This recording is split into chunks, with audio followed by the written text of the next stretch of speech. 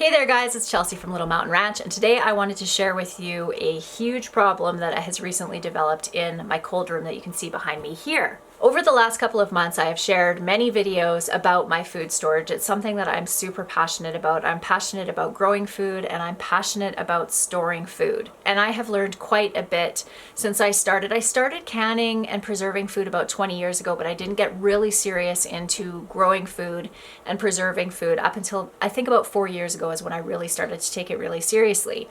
And one of the things that I've learned that came maybe is a little bit of a surprise, to be honest, is how different things are from year to year.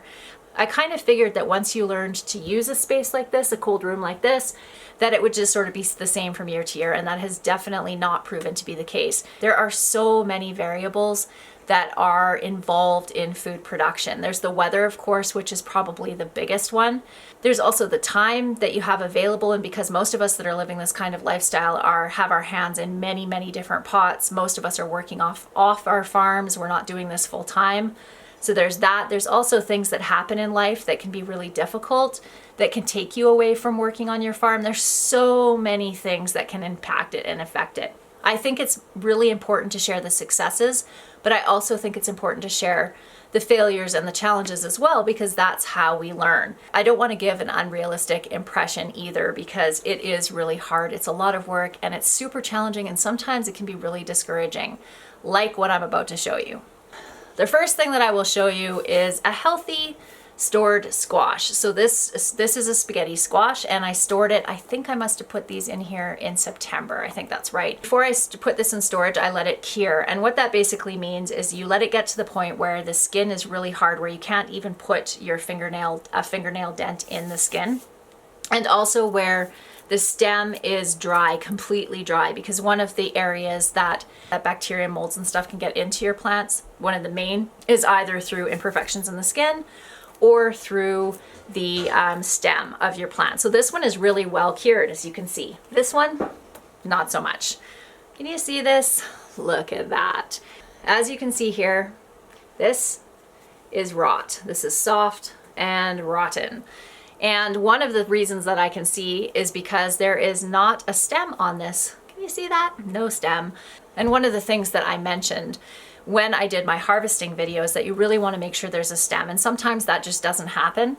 But what you should do in that case is put all the ones without stem close to the front of your food storage so that you can be using those first. I didn't do that. One of the other things that happened that was really outside of my control was the amount of moisture that we had as far as rain in the fall. Normally it's fairly dry, but it rained and rained and rained, and I actually had to look for a window of opportunity to be able to harvest in between the rainy days, which meant that there was a lot more molds that we're used to dealing with. Normally our climate's dry, and it's not something that I've had a problem with at all. I have stored squash in this for up to a year in this cold room behind me and never had an issue. One of the things that I did do to try to get ahead of this problem, this mold issue, was I washed all of my squash with some essential oils. I think I used tea tree, oregano. I'll have to double check which ones that I used to try to kill any of the mold spores, but I didn't do a good enough job. And one of the things that I found is that for my buttercup squashes, or any of the squashes for that matter, that weren't smooth skinned, what is it called when a squash is not smooth skinned? Does anybody know if there's an actual term for it? Anyway, for any of the squash, like the buttercup squash that are like this, have irregular surface, the mold has gotten in. Can you see that? The mold kind of getting into the cracks there. So that is causing huge problems. Here is another really bad example of rotten squash. This is where I'm dealing with the mold. Off this shelf is where I just took those squash that were there that were moldy. What I'm going to do is clear off and rearrange so that I have another wooden shelf to be able to use for the squash that are not molded. And I'm going to wash all of my squash really well with a disinfectant and then store the good ones here. And for any of the ones that aren't too far gone, I'm actually going to cook those up. I'll either freeze them or use them tonight for dinner or can them, something like that. And then for anything that is too far gone, it will be going either into the compost or to the chickens. I did plant a lot, so again, this isn't like a catastrophic loss the way it would be if I was entirely dependent on this food. And that's a privilege that I actually really appreciate, is the fact that I can afford to make mistakes like this and it's not the end of the world. But I do want to get to the point where I am where I know how to do this well enough that I'm not having such huge losses like I'm about to show you, because I suspect there's at least 10 squash here that are not going to be salvageable. One of the other things that I will quickly mention, I did have some onions stored in here where I normally don't. That's one variable that was different this year. But my thought was, and I mentioned this in a video, that because I was going to use the onions, there weren't a ton of them so quickly, I didn't think it was going to affect anything. But that could possibly be part of the problem. I'm not sure, but it's not something that I am going to risk doing again. Okay, let's get to this. If you are looking for the best storage squashes, hands down, without question, spaghetti squash is your friend. This one you can see stem is broken off and it is completely rock solid, and it was actually sitting right beside a squash that was moldy and there's not a single soft spot on it. I have actually stored spaghetti squash for up to a year, and the seeds do start sprouting on the inside, but if you had to eat it, you could. These buttercup squash, these are definitely the ones of all of the squash that are the softest. They just do not feel like they should. And I really think it's because of this area here where the molds can get in underneath. So that's something to think about. It's too bad because I really love these squash, and they stored really well for me last year. So I don't know, I'm gonna have to think about that. These Queensland blue pumpkins are storing really, really well. They're super hard, and we did eat one of these and they're delicious. So if you're looking for a new variety to grow, the Queensland blue is a really, really good one. Okay, this is super discouraging and frustrating, and I actually feel guilty, which is probably not the appropriate emotion, but I kind of do, because I'm so attached to my plants. I know this is going to sound really cheesy, but I feel I put so much effort into growing these plants. I started the seeds in April, these particular seeds, and nurtured them all the way through the summer, and then harvested them and stored them, and just to have them rot like this. So it does seem to be that it's just the buttercup squash that was affected. There were a couple of other squashes that were up next to the buttercup squash where the mold did transfer to them, but only 2. So you can see this one here, this was up against one of the buttercup squashes, but there are 10 of them that are beyond the point of salvaging.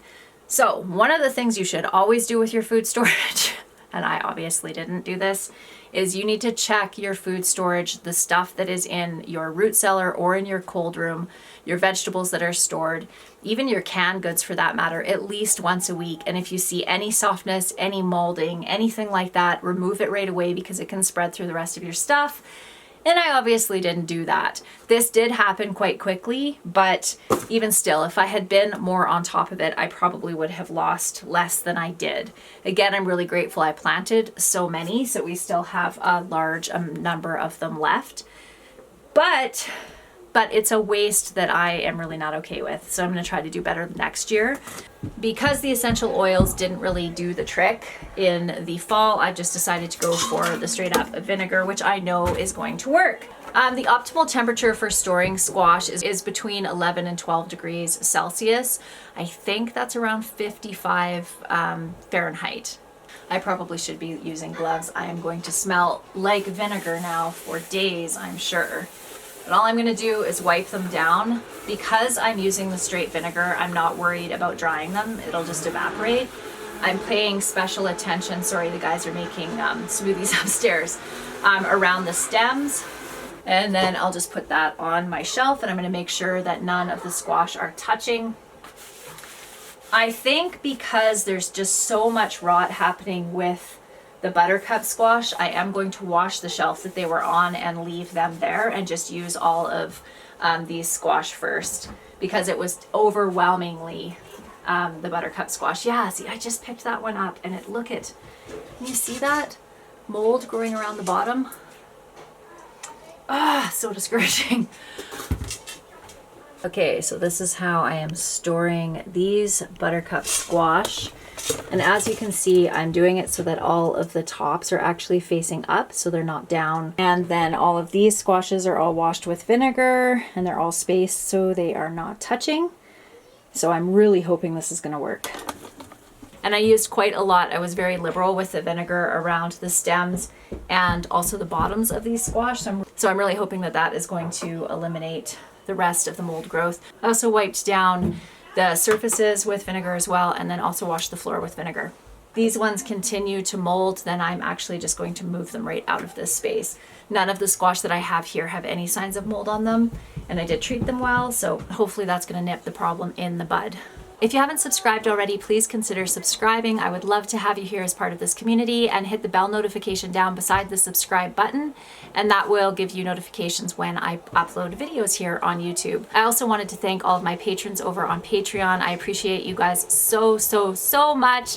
If you are interested in supporting this channel over on Patreon, there's a link down in the description box below. Thank you so much for watching, everyone, and I'll see you again soon. Bye.